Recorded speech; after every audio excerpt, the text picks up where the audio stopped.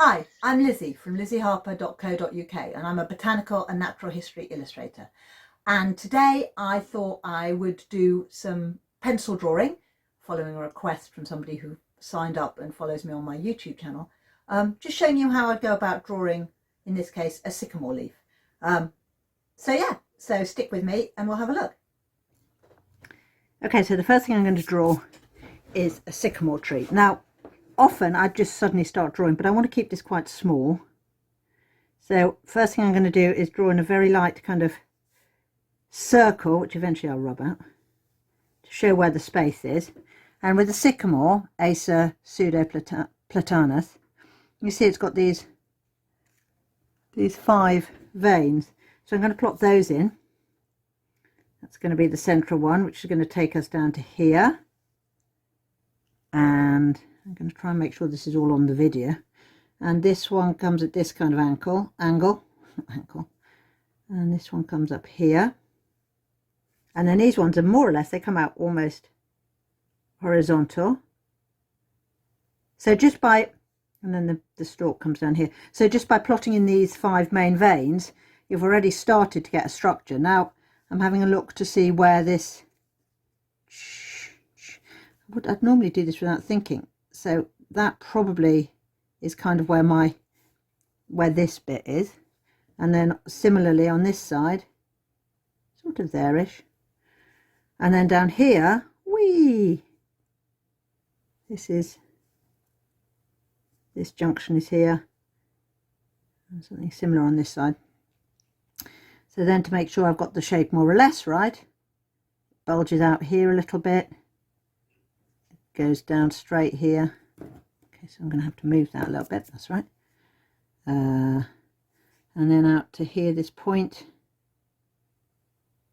kind of thing. And then this comes around like, whoa, there's a bit of a bulge there. This comes around like this.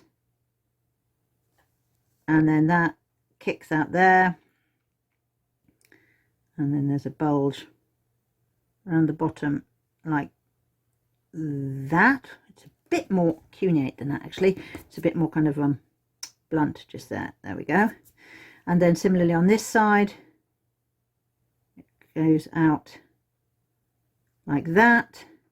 I hope this pencil line is so light that it's a real question of whether or not this is a useful endeavour. Does it actually show up? Okay, so then we come out like that. And again, this straight. I think that this junction here is a bit lower. I think it's more like that, isn't it? So never be scared to rub things out if you think you've got them wrong. Oh, this is actually wider. Drawing is all about looking and seeing. So as you look closer, you will see that things don't look necessarily exactly how you thought they did to start with. That point comes out more like that. That's more or less right.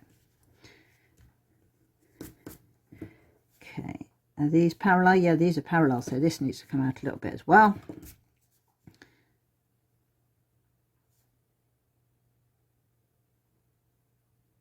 Down we go.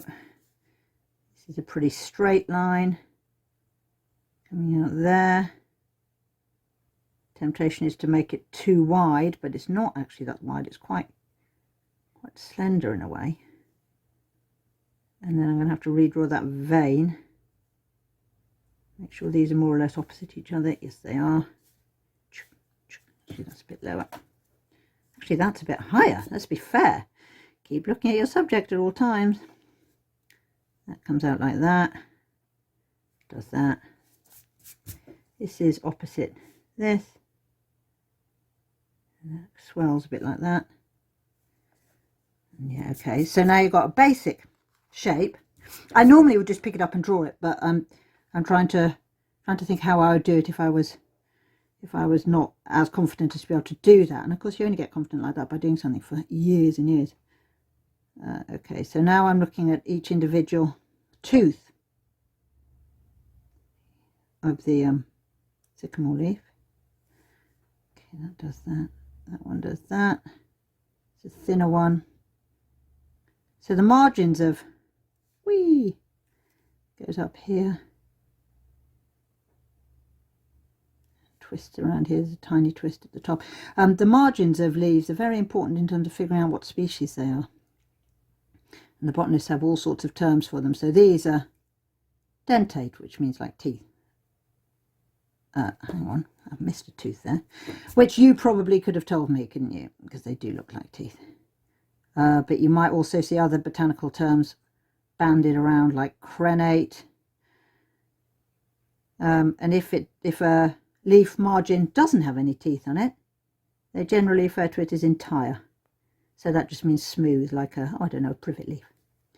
But these Acer pseudoplatanus, sycamores, have these teeth. But again, the difference in the teeth is very important. There's a similar species which also grows in Britain called Acer platanoides, the Norway maple. And one of the main ways, what's happening here?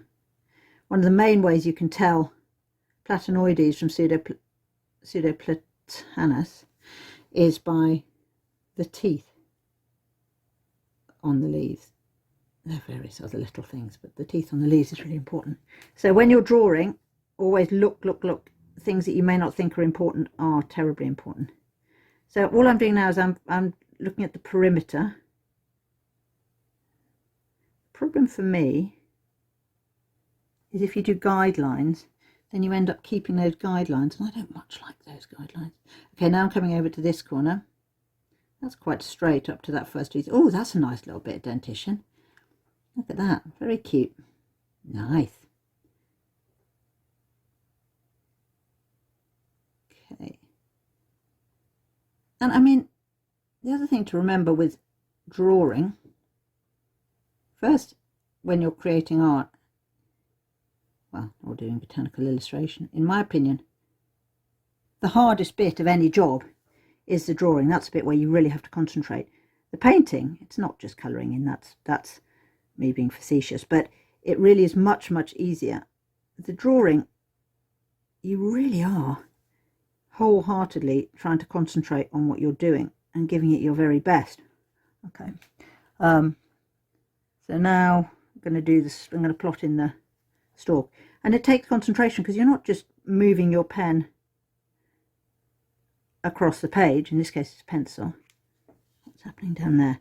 You're actually looking. You're looking and looking and looking. You're looking for the curves, and you're looking for the edges and the shadows and things like that. Slightly, whoa, that's too wide, isn't it? Not pleased with that angle. That's not right. So that is a slightly different angle. This comes down like that. Okay. Ah, this is much too short. Lizzie Harper, look at that. That should be nearly the same length. Nearly the same length as the actual leaf itself. Okay, and there's a bend down here. And creeping back up again. Bearing in mind it's going to taper at the top, because that is what stalks do. They're slightly broader towards the base. If you do that, it gives them the elegance that makes them look like what they are. Okay, and I'm going to put in the veins now, the veins that helped us to start with. Let's pop those in. So there's this central one which comes all the way down here. So these leaves, maple leaves, that's another botanical term I'm going to sock you with, but they're called palmate because they look like fingers of a hand. 3, 4, 5. So in this case there are 5 lobes. There mostly are on sycamore leaves. And each central vein has a lobe. Each of these is a lobe coming out from it. So plotting in those veins. I'm going to keep this aligned wrong. I don't want to put any lights and darks in, because I think that'll just confuse me and possibly confuse you as well. So this isn't going to be a tonal drawing. And in fact, I'm probably going to work it up into a watercolour, because for work I need to do an illustration of a sycamore leaf. So this would be a good one to paint up, showing the autumn colours. Did you know, I found out something about autumn colours quite recently, which I was so pleased about, is that when the colours of autumn start coming through, all the reds and the yellows, They've actually been there all along. It's just that the chlorophyll, the green pigment, as winter comes, gets pulled back down into the body of the plant to save energy. But actually, here this vein does this, but actually they're there all along. I really like that. This one comes up here. So can you see you've almost got, because you've got the edges in, you can now figure out where each vein goes.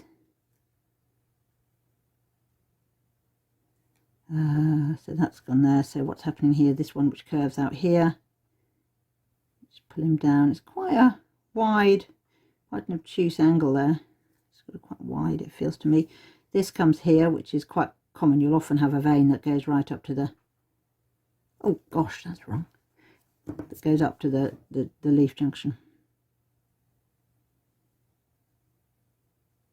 If I was doing this drawing to be entirely scientifically, that doesn't make any sense, scientifically accurate, I wouldn't be, I would have taken measurements with calipers and stuff like that. But for this, because it's just an eye drawing, it's what I see, it's fine to have this approach. Let's work around. So that's got there. What happens here? That comes like that. That's a much wider one. Down like that. And also knowing various things about these plants is helpful. So I know that the veins on the leaves are not opposite one another. So I'm not trying to make that happen.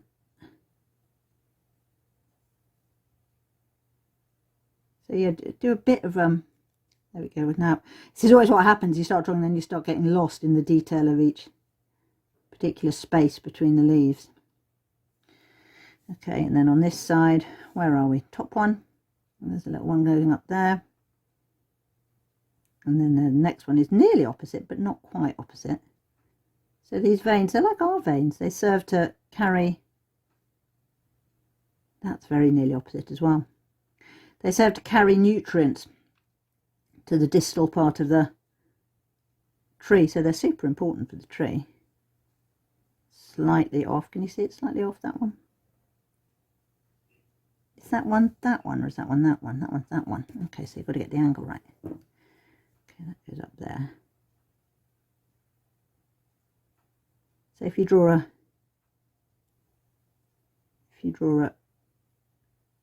a leaf, always remember that the veins are going to be important to you in making it look right, but they're terribly important to the plant as well. Okay, carry that down. And this disease, I mean, the reason why this is almost, that goes up there, doesn't it? Oh, well, what's happening here? So that, oh yeah, no, that's fine, we're okay, don't worry. I'm not even sure what I was saying. I don't think it can have been particularly interesting. It mostly isn't. Okay, there we go. The talking as you do art stuff, when I'm painting it is absolutely fine. But when I'm drawing, because I'm using that much more concentration, I find it much harder to do. So if I make no sense at all, accept my apologies. And there are some of these half veins as well.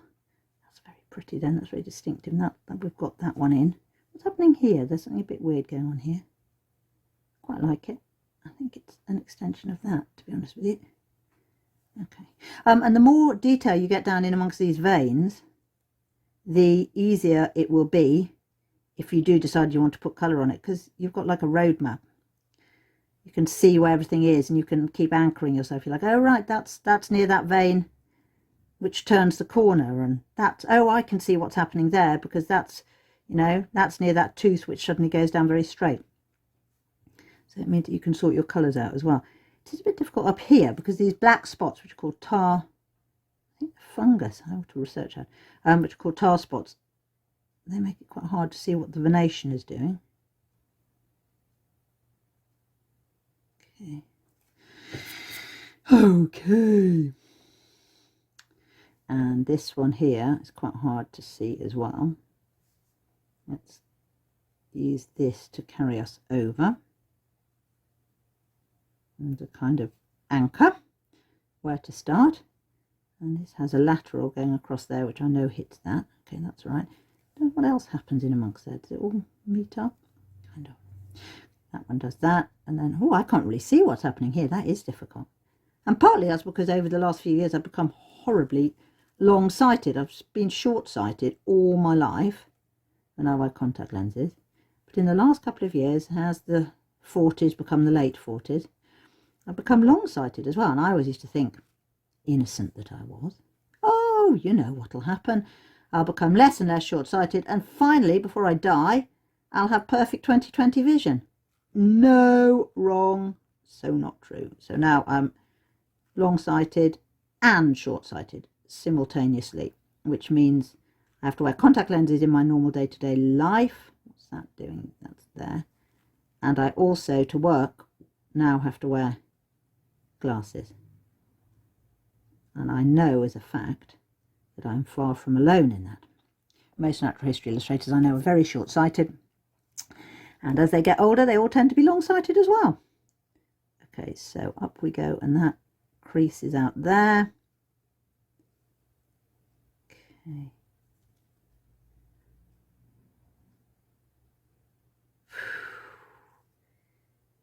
Okay.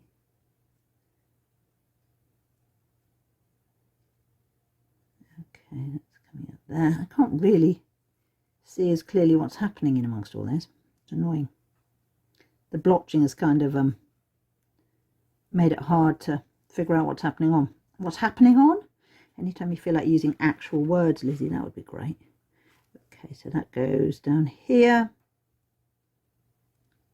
No, that's too thin. Let's see if we can take that all the way up here. I am aware that there's every chance that when I come to look back at this film, it will be really tricky to see the pencil. And if that's the case, I apologise in advance. Perhaps I'll be able to jazz it up on video editing. Oh my goodness, who knows what's happening here? It's a diabolical mess. Okay. Oh, equipment. There we go. Equipment. I always use these mechanical pencils because you can sharpen them terribly easily, which is nice. What's going on here? God above, crikey. Very hard to see in amongst all this black smearing. So yeah, the pencils I like to use most are these ones, which are called Pentel P205s, and I like a 0.3 lead, normally H or HB. My problem with that is that my children also, is that one?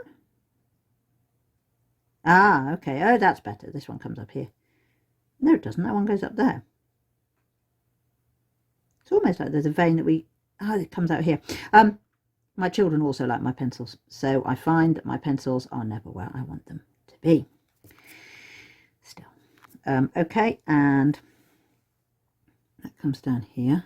And you can sharpen them terribly easily by just breaking the nib off. I'm not going to do it now because I'm quite pleased with this nib, but if you find that the nib is too blunt, you can just push against the page and break the nib, and you have a lovely sharp point ready to go again. Rubbers, I like soft ones. This one is a Factis. Seems to work. Some people really like, what do you call them? Kneadable erasers. I don't like those so much, but it really is with a lot of equipment. It's what you're used to and what you like to use. Okay, this side, what's happening up here, down here? Again, plotting in the veins. That's down there. So what's up at the top of that leaf? Hay? What's going on up there?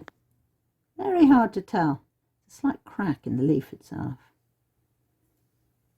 The other thing is, by drawing this, you learn the corners of the leaf before. What's happening here? That's that. You learn how the leaf works before you actually get your paint on it. So by the time if you are going to paint it up, by the time you've got to that stage, you've actually learnt your leaf and you know what's going to be happening at different corners. You know where the tar marks are, tar spots, and you know kind of what you've got coming at you. Where does that goes there? Okay. And often with drawing, it's a matter of where to stop, how much detail to go into. You'll often find that the temptation is to go deeper and deeper, and you find, to start with, you think, oh gosh, yeah, there's just those 5 main veins, and then in next to no time, oh, that's interesting, look at that, that's doing that. You just get lost further and further in the venation. Sometimes you feel like you're never going to come out, and sometimes it can be quite funny. You'll be drawing something like in quite a lot of detail, and you'll have gone really quite far into it, and suddenly an aphid or something will creep across the page and gives you the shock of your life. It's like, ah, where'd that come from? Okay, so that goes. Yes, something is rotten in the state of Denmark, so to speak. I'm going to have to put an extra vein in. I don't think it's there, but something hasn't lined up, and that's because I wasn't concentrating. Okay, I think that's fine actually. It's not far off. Okay, and down here, got a lot of little ones down here. Little ones. Okay. They're much less distinctly defined.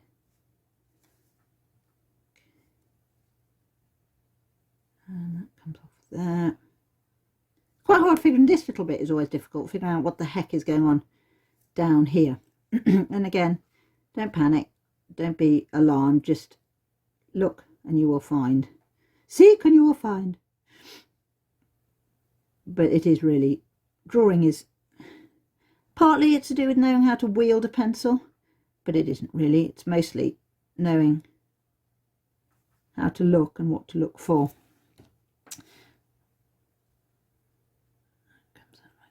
And you can also, sometimes when you're looking at a drawing, there's sort of bits where it just doesn't feel balanced. So this bit here and this bit here, they look kind of, what's going on there? They're more empty than perhaps they should be. And often, if you will go back to those spaces, you'll realise because you've missed something crucial out. Okay, and then this last bit down here comes down like that. And there's another one that does this. And just because you think you see a pattern, don't be fooled. So when I started drawing this leaf, well, I know now, but when I started drawing this leaf, I thought, oh yeah, each of these lateral veins will go to the point out here, and then you'll have a nice kind of thing, but it isn't necessarily so. Sometimes they don't terminate in a point, or sometimes they branch much earlier on and serve the outermost areas of different parts of the leaf than you might have thought. It's always important when you're drawing to fit form and function together, because that's going to give you a lot of clues as to what you're looking at. You know, yes, these veins are doing this, but why are they doing it? Well, they're doing it because they have to serve the further outermost parts of this leaf. Right, so there you go. That's kind of how I draw a sycamore leaf. Hopefully that'll have been of some use. I'll also, I don't like these guide shapes, so I'm going to rub those out with my rubber. I'm trying very hard not to rub out the whole leaf. But what I will also say is, if you want to check out my YouTube channel, I'm also going to paint this up. So hopefully, if you might want to see how I would watercolour that. But for now, this is to do with how to draw. Hopefully that's been of some help.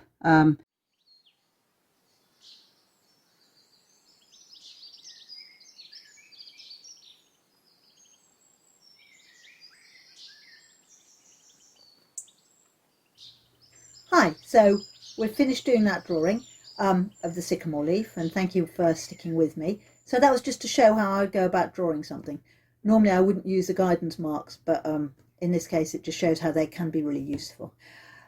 If you would like to see more of my work, do take a look at lizzieharper.co.uk, and I also there have loads of original artwork for sale from prices as low as £15. So if If you wanted to look into buying something so you could have a proper look to see the processes involved, just feel free to have a browse and email me at info@lizzieharper.co.uk. But thank you very much for sticking with me. Equipment, as I say, Pentel P205 mechanical pencil, HB or H leads, 0.5 or 0.3 millimeter. Factis soft rubber, and I was drawing on watercolour paper because I'll be putting watercolour on the illustration later, and that was Hot Press Fluid 100. Thank you very much for your time, and yeah, see you soon. Bye.